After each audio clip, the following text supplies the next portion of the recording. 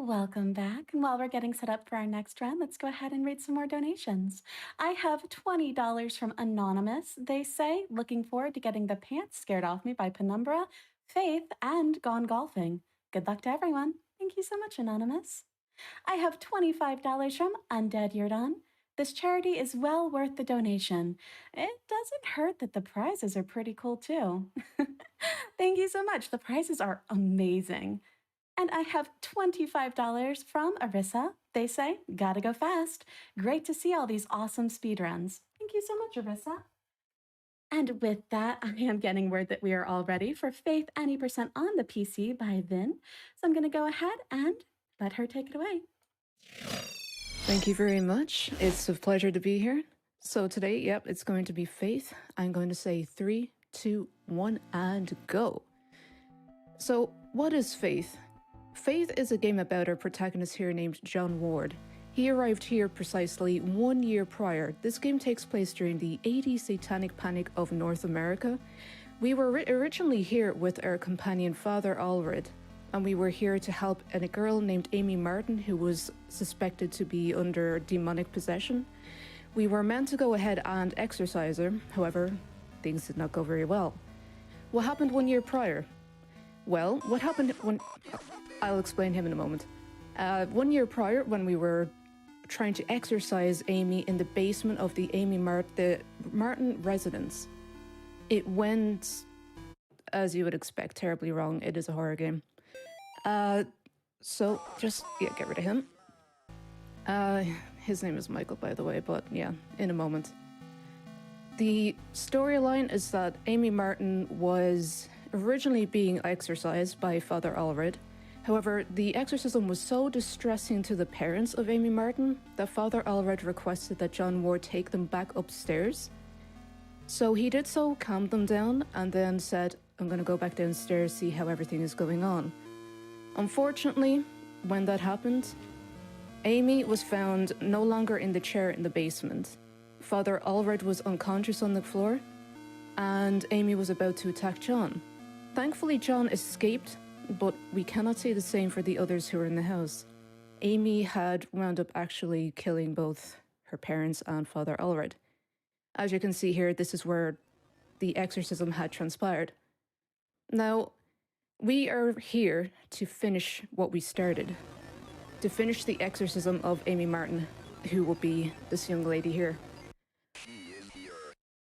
So the game also involves, it's not just like your typical pixelated retro horror game, it also involves rotoscoping, or roto for short, which is an animation style which is, it is hand-drawn over everything. So we get that nice little effect during the cutscenes. So right here, this is Amy. She says a bunch of different stuff. She's just like, puny, trying to belittle John, saying it's too late. She says everything is around them. There's a lot of RNG in this game, and even in the forest, there is a lot of RNG, except for the main locations. The main locations have to stay the same. But Michael, who we also saw in the forest, is also RNG based. He can kill you if he wants to. He can be really aggressive, or he can be really docile and just leave you alone for the entirety.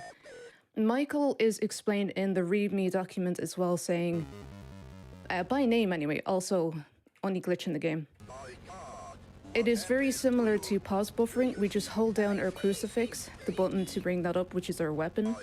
And then what happens when we pause, unpause it, the game isn't sure how to handle that.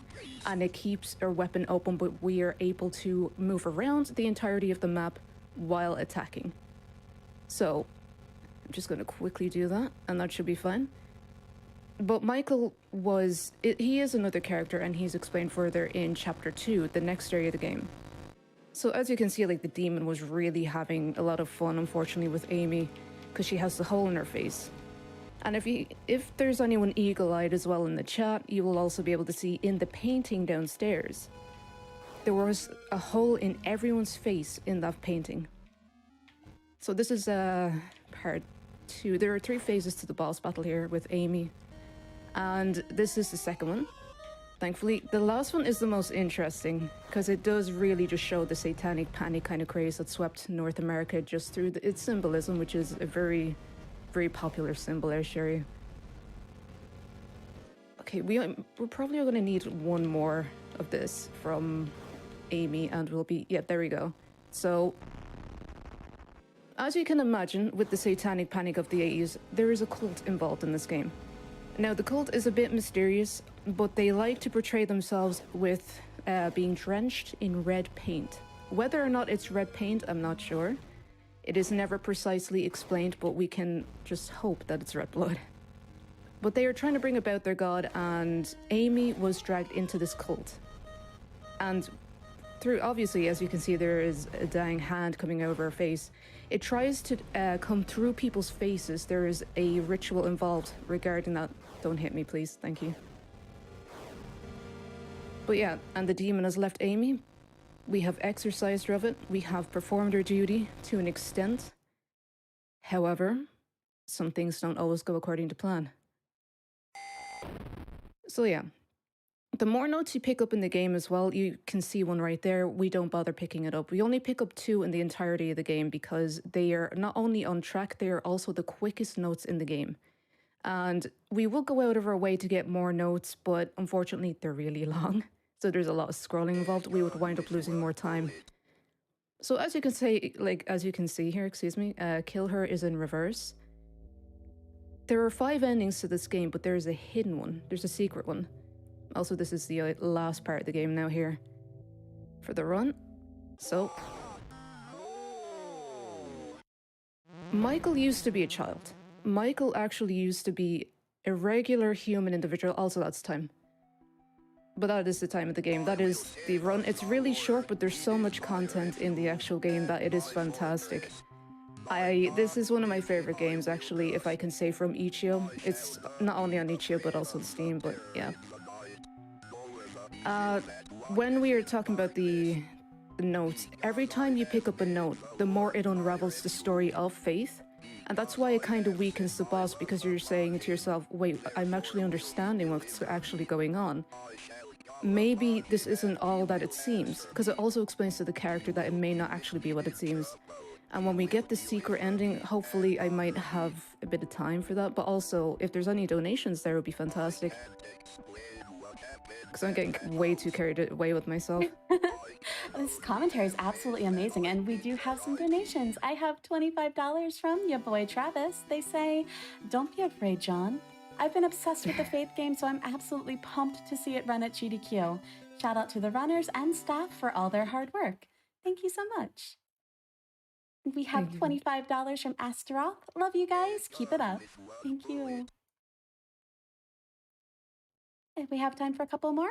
Yeah, definitely, because Awesome. I'm just going to try and do the secret ending here really quickly. Oh, sure. And it involves a bit of back and forth, so if there's another few donations, that would be perfect. There sure are. I have $200 from Andrew Cho. They don't leave a comment, but thank you so much for your donation. I have $25 from King TDN, who says, "I have the whole week off and I can't think of a better way to spend it than with SGDQ. Thank you so much, King TDN. I appreciate it.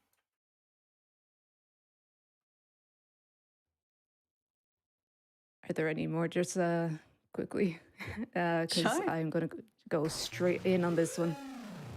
Got it. I have $100 from Count Cranberry, representing the night crew. Keep up the great runs. Thank you so much, Count Cranberry. And I have $150 from TKDA Boda. They don't have a comment, but again, thank you so much. Your donation is incredibly appreciated. Wonderful. Is there another one, or Yep. should I? Okay. I have $100 from Ace Azamine. More games, please. Heart emoji. And we are working our way towards more games because we have, let's see. Our bonus game number 2 is now at $23,260.11 out of 90,000. If you want more GDQ games, you know how to do it. Fantastic. Thank you very much, Nicole.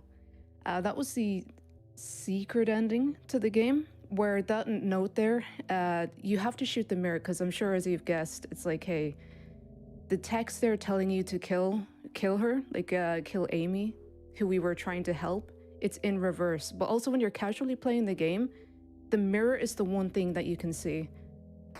You can see John Ward's actual reflection in it, and those are the only hints in the game. And I was just kind of saying, huh.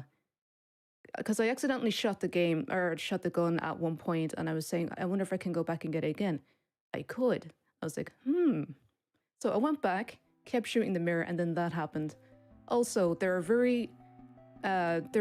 with the 5 endings, there's different ways of attaining them. This is one of them. This is the cult ending. As you can see, they're all in their red outfits. They're all adorned, whether it's red paint or something else, we don't know. However, I'm not actually sure how much time we may have, so I'm just going to try and show this one extra ending. This is it. This is the entire of the run, so if I'm out of time, that's absolutely a-okay.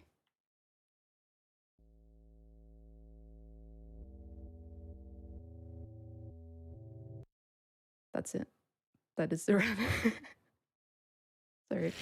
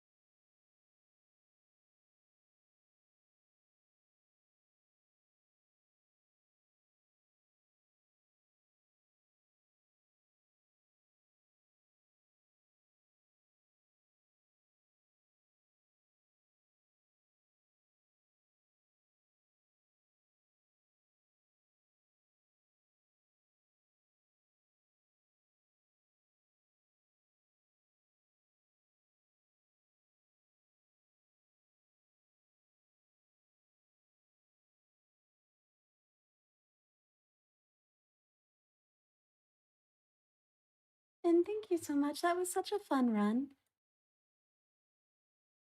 We have a $100 donation from New Blood who says, Mortis.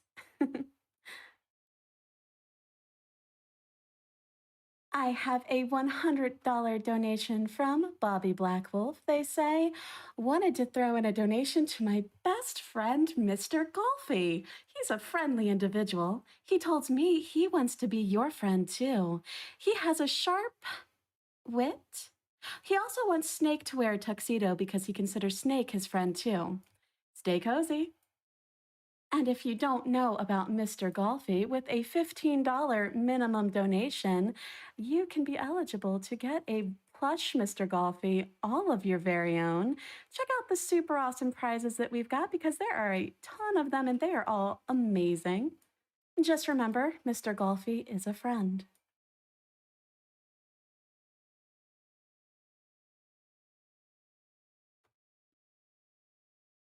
I have $20 from Pygon, they say, enjoying some late night GDQ. Thank you so much for the donation, Pygon. And if you are just joining us, we are benefiting Doctors Without Borders. Doctors Without Borders, or MSF, is an international medical humanitarian aid organization that works in over 70 countries around the world, providing life-saving medical humanitarian care and speaking out about what they see in those areas.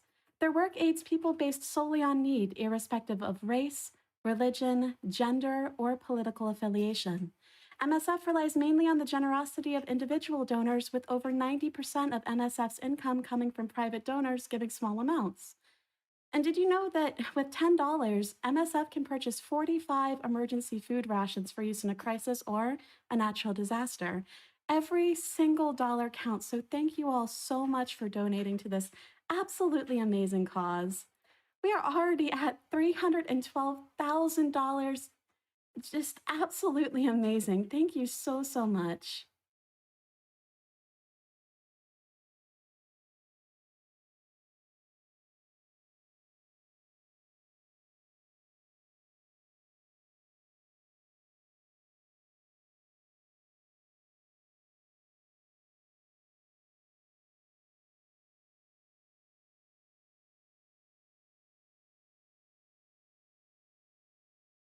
I have a $25 donation from Static Rodent.